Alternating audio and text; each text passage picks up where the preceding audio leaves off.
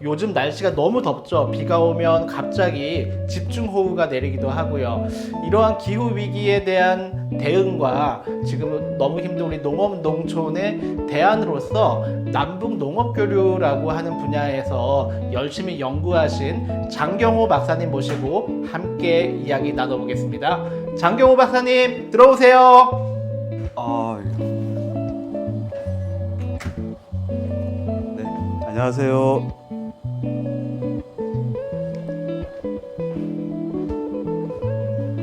박사님, 과연 지금의 이 심각한 기후 위기의 대안으로서 남북 농업 교류가 대안이 될 수가 있나요, 과연?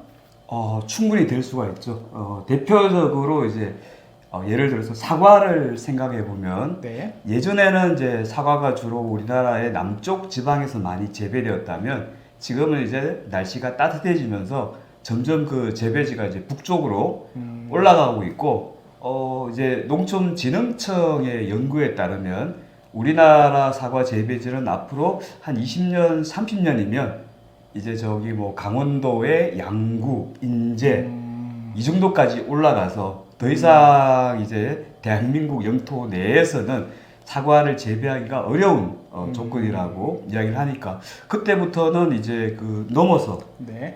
양구라든가 인제 지역을 넘어서 북한 쪽에 있는 쪽에서가 오히려 더 사과의 재배 적재지가 될 수가 있고 네. 그렇게 본다면 이제 그 북한에서는 과거에 우리가 재배하던 뭐 사과라든가 배라든가 뭐 감이라든가 네. 이런 여러 가지 이제 온대 과일들을 주로 이제 북한에서 재배를 하고 음. 또 반대로 이제 우리 대한민국 같으면은 과거에는 재배를 못하던 뭐 바나나라든가 파인애플, 오렌지 같은 열대, 아열대 과일들을 지금 재배하고 있으니까 온대 과일하고 아열대 과일들을 각자 서로 재배해서 서로가 교류를 할 수 있고 서로 나눌 수 있으면 서로에게 이익이 되는 것이니까 네. 어쨌든 뭐 기후 위기 자체를 막는 것이 제일 중요하겠지만 예. 또 기후가 변함에 따라서 생기는 이런 문제들에 대해서는 분명히 뭐 남북 간의 교류나 협력이 또 하나의 이제 훌륭한 대안이 될 수 있다.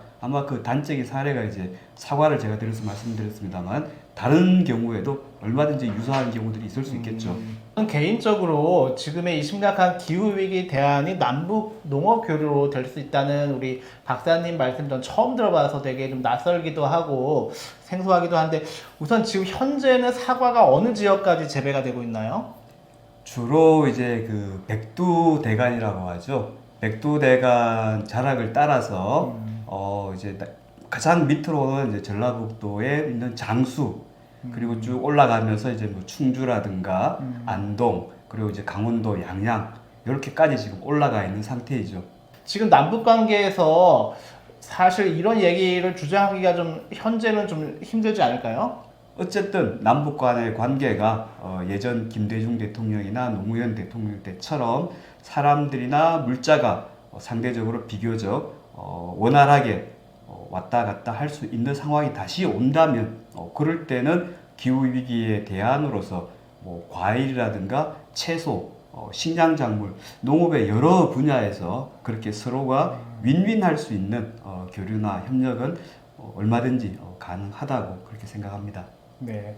지금 우리나라가 먹거리 물가가 OECD 국가 중에서 단연 탑이라고 해서 지금 서민들이 먹고 살기가 많이 힘든 그런 시절인데요. 저도 이제 기억해보면 노무현 정부 시절에 금강산에 협동농장을 방문해서 농업교류 현장을 좀 이렇게 봤었던 기억이 나는데 이전 민주당 정부에서는 남북 농업교류가 어느 정도 좀 됐었나요?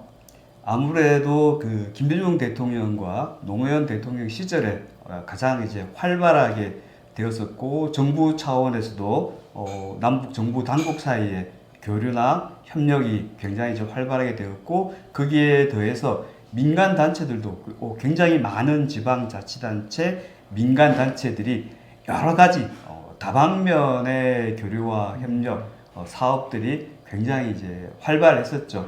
그러다가 5.24 조치 이후 그리고 이제 국제사회가 강하게 대북 제재에 나서면서 사람과 물자가 오고 가는 길이 막히게 된 게 이제 벌써 몇 년 되었죠. 네, 박사님은 그 이 분야 연구자의 한 사람으로서 남북 농업 교류와 관련돼서 다양한 그런 아마 공부를 하셨을 것 같은데 사과 사례 말고 남북 농업 교류를 통해서 우리가 얻을 수 있고 득이 되고 뭐 공존할 수 있는 그런 사례들이 또 어떤 게 있을까요?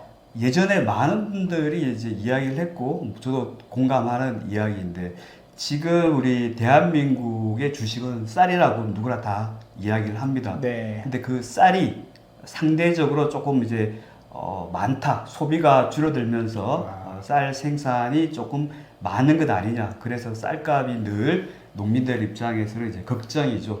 생산이 많이 되면 가격이 내려가는 문제가 있으니까요.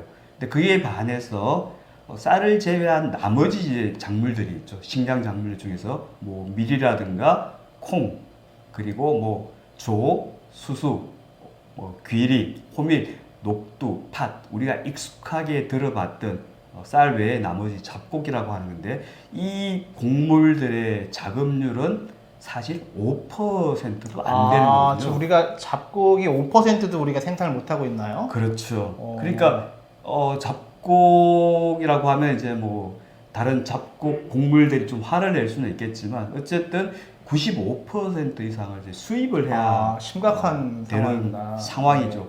근데 북한 같은 경우에는 거기도 쌀이 주식이고 네. 옥수수를 제2의 주식이라고 하는데 북한은 이제 농지 면적을 보면 논이 상대적으로 굉장히 적고 밭 면적이 많아요. 그러다 보니까 아무리 북한의 농업이 나중에 복구가 되고 생산성이 급격하게 올라가더라도 네. 쌀을 자급하기는 원천적으로 쉽지 않은 상황이죠. 네. 밭을 전부 논으로 바꾸어서 쌀을 재배한다면 모르겠지만 네. 상당히 이제 논 면적 자체가 제한되어 있기 때문에 네. 한 번도 북한은 쌀만 가지고서 작업을 한 적은 없어요. 네. 그러다 보니까 이제 예로부터 쌀은 남쪽에서 재배를 하고 대신에 이제 북한은 밭이 많으니까 아까 말한 이제 우리는 5%밖에 안 되는 그 자급률이 낮은 네. 잡곡들은 북한이 재배하기에 네. 상대적으로 유리한 점이 있죠. 그래서 논농사의 장점이 있는 우리 대한민국이 쌀 농사를 짓고 그리고 잡곡에 상대적으로 장점이 있는 북한이 녹두라든가 뭐 팥, 호밀, 귀리, 조, 수수 뭐 이런 것들을 농사를 지어서 서로가 남는 부분들을 네. 이제 교역을 통해 가지고 북한의 잡곡이 남쪽으로 오고 대한민국의 쌀이 북한으로 갈 수 있다면 그렇게 서로가 교역을 할 수 있다면 네. 서로에게 도움이 되는 네. 그런 부분이겠죠. 이게 바로 이제 식량 교육이라고 하는 말로 예전부터 많이 이야기해 왔던 것이고 이 식량 교육이라는 말은 최근에 생겨났지만 실제로 남과 북이 분단되기 이전에 네. 하나의 민족으로서 하나의 국가로서 수천 년을 살아올 때는 네. 너무나 자연스럽게 이루어졌던 네. 방식이었죠. 네. 예, 말씀 감사합니다. 이 기후 위기 시대에 남북 농업 교류가 기후 위기를 대안은 아니지만 이 현실에서 우리가 찾을 수 있는 대안 중에 하나로 오늘 장경호 박사님 모시고 이야기 나눠봤고요. 오늘 감사하면 우리 이렇게 하면서 인사할까요? 오늘 감사합니다. 방송 마치겠습니다. 감사합니다.